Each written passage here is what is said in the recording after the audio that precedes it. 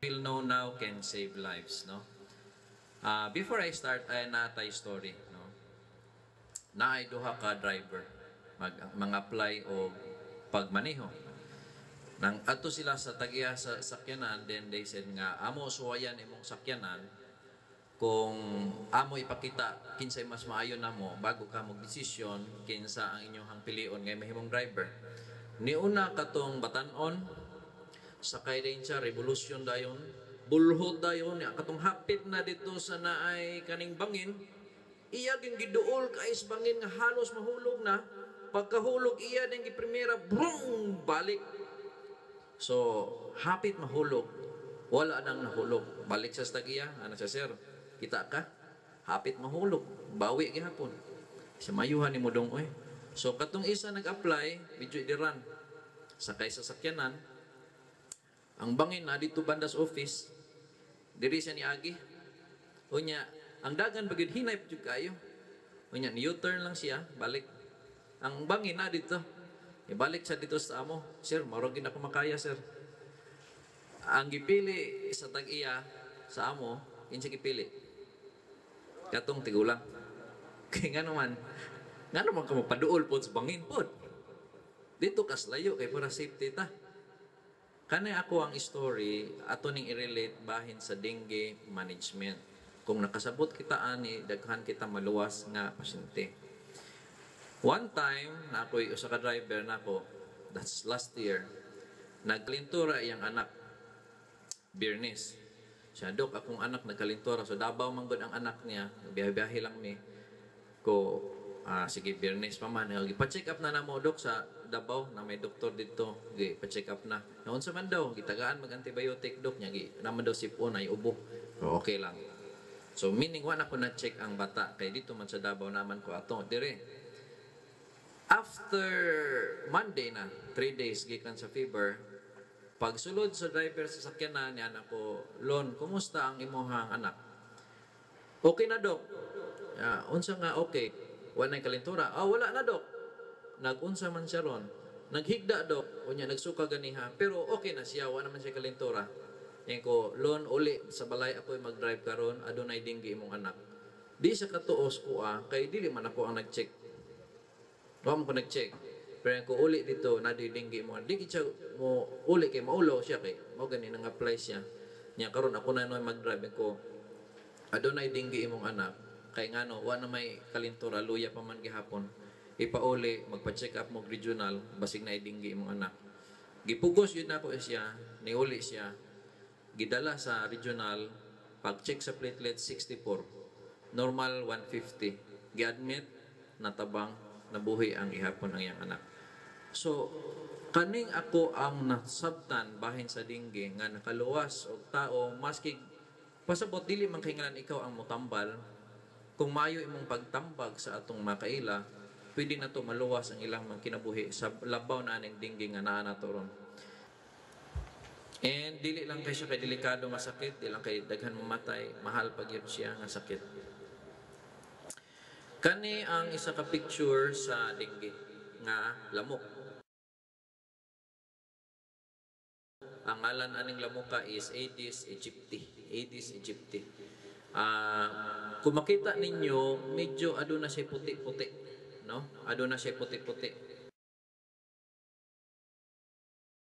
Pero lisod mangita kag lamok nga wala ka nga pamaak lang ito man ka. Mo gipatyon nanan. Pero ang point is mo ni ang lamok sa dengue Aedes aegypti. Mamaak siya kadaghanan sa morning or afternoon. Usually sa gabi dili na siya tigpaak. So kung kanus ang nag-eskwela ang atong anak o kanus ata nagtrabaho, mao nay open kita sa dengue kay morning or day biters ang gitawag nato aning dengue. Kung napaakan ka og lamok, dili ingon nga karon ka mag-fever niya gabi. So kitahay nanuroy mo last week 5 days ago, napaakan mo dito nga area, karon pa ka nagdinggi. So natin gitawag nga incubation period. Kani is rashes sa dengue. Gibutang ko lang na siya diha, pero dili kayo dako ang tabang. Ano man. Ang rashes sa dengue, pula siya kayo, murag pula. Unya mura na signay up.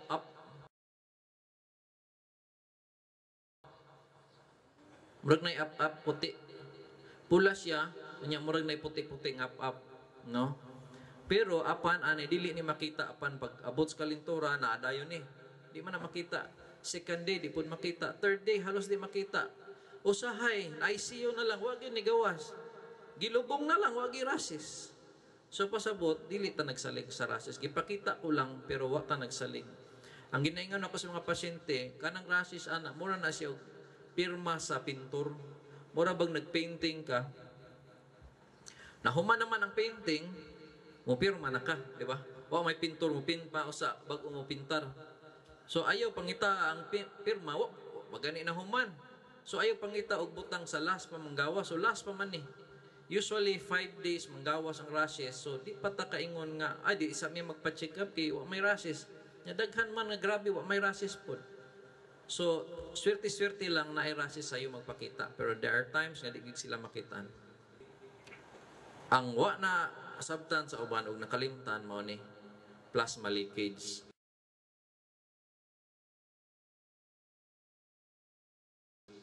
Mao nay pinaka-importante nga factor sa dengue nga limtan og unahuna sa kadaghanan kani man ang nahununaan permente, tama? Ngano man ta mo inom og tawa-tawa kay para mosaka ang platelet, di ba? Ana man na hadlok ta kay ngano mubo naman ang platelet. Delikado na daw kay mubo na ang platelet. So puro ang dengue murag nahug ta sa dula sa platelet sa tanan, no? Nakalimot kita nga adunay plasma leakage. Unsa ang plasma leakage? Kani manggunding gipagsulod sa imong lawas, mo reaction imong lawas na ita gitawag nga antibody reaction. Pag reaction ana, ang tendency muhupong ang imuhang sariling ugat. Imong blood vessels ba? Pag muhupong na siya, mumula na siya, mag-leaking ang imuhang blood vessels. So ang tendency ang tubig sa imong ugat manggawas, so ang tendency mukuyos ang pressure. So kana ako ang i-demo. So kita na ha. Kani inyuhang ugat, no, blood vessel. So kung ana pa unsa ni siya? Kung i-BP na ko ni nata sa 120/80 or 90/60 gahi pa man, no? Kung high blood, gahi kayo, high blood ana na. High blood gahi naman. So, mo na ipasabot na ko, low blood, high blood. Unsay buhaton sa dengue? Ingon ninyo nga, mubaba ang platelet. Sa tinuod, adunay sakit nga baba ang platelet. Ay, ano lang, karedi ka makapoy. Adunay sakit nga baba ang platelet. Kanang gitawag nato nga idiopathic thrombocytopenic purpura, ITP. Na, nakabaluan na? No? ITP, oo. Natawa. Baba ang platelet, pero nagdagandagan, no? So, dili day tinuod, ang platelet ang delikado sa dengue. Delikado siya partly, pero dili siya gyud ang delikado. Kay kung baba ang platelet nagdagandagan gani iyang anak. Ngano ang dengue delikado naman. Ang nakalahi sa dengue baba ang platelet plus na ay plasma leakage. Unsa may plasma leakage? Mo na ni. Mo na ang plasma leakage. Sugod sa kalinturan ninyo ang inyuhang ugat gibuslutan sa dengue.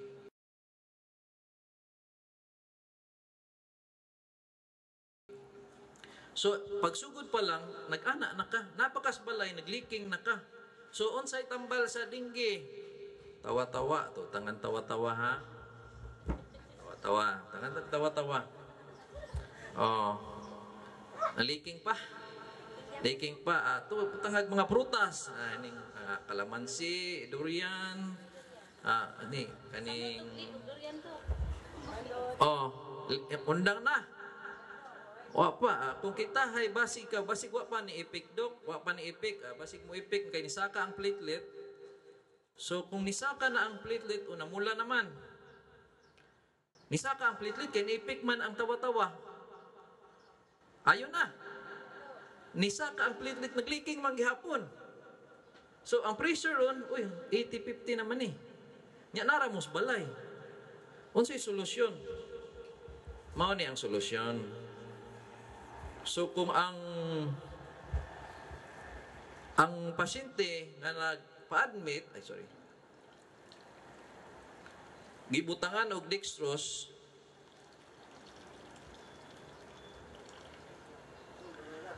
Nagundang na, wala pa. Pero, niburot balik. Nakuha niya? Maski guwa pa siya ni undang, niburot man siya balik.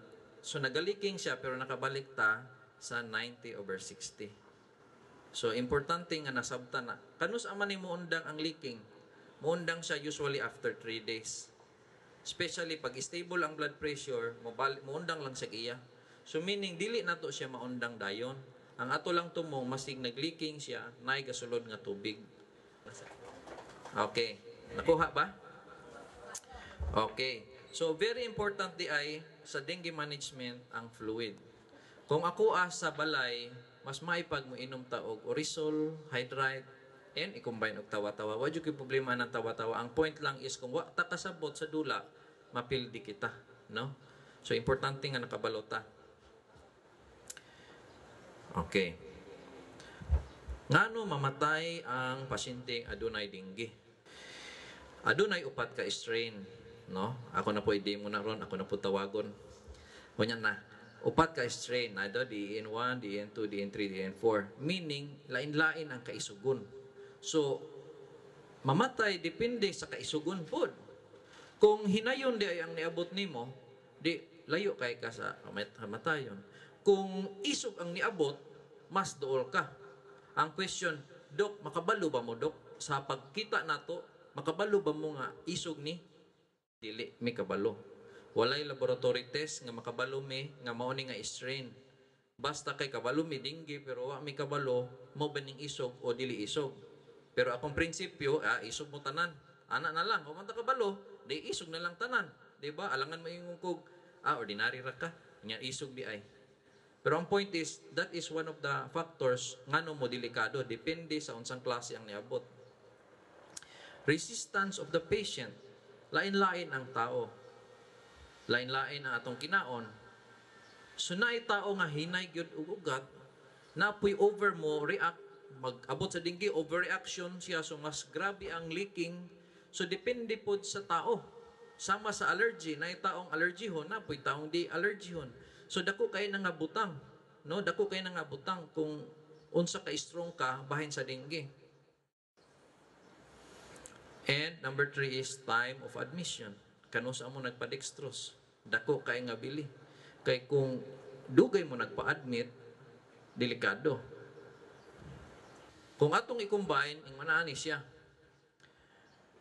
Kung isog kaayo ang dengue, pero timing na maayo og resistensya, timing nga wala mo na dugay, timing kabalo ang doktor, maski isog, buhi gyapon ka, no? Kung isog, hinay ang pasyente, hawd ang doktor, dugay nagpa-admit, wa gyapon, di ba? So meaning upat gid siya nga factors. Asa man atong makontrol diri is upat. Kaning type of strain, di man nato ni makontrol. Alangan maingon tas lamok. Okay, mga lamok, kanilang mga hinay nga lamok ang pwede mamaak ha. Di man nato di man na makontrol. Ang resistensya sa pasyente, di tapod makontrol. Wa ta kabalo kinsay maayo nato glawas. May tambok sigal gihapon, so dili na sa patambukay o dili na sa sorry, na tambok na igo ha. Ang duha nga makontrol is number 1, time of admission. Is dengue fever type 1, no? Type 1. No, dengue fever type 2, no? Dengue fever type 3, no? Dengue fever type 4. Okay, okay na. Thank you. Yano lang kaay nga pagka-demo, pero ako gibuhat para di mo kalimot. Ginapaningkamutan ako ma-divert inyong hunahuna sa platelet. Nag-focus kay tas platelet, wa ta nagunahuna agaliking ang bata.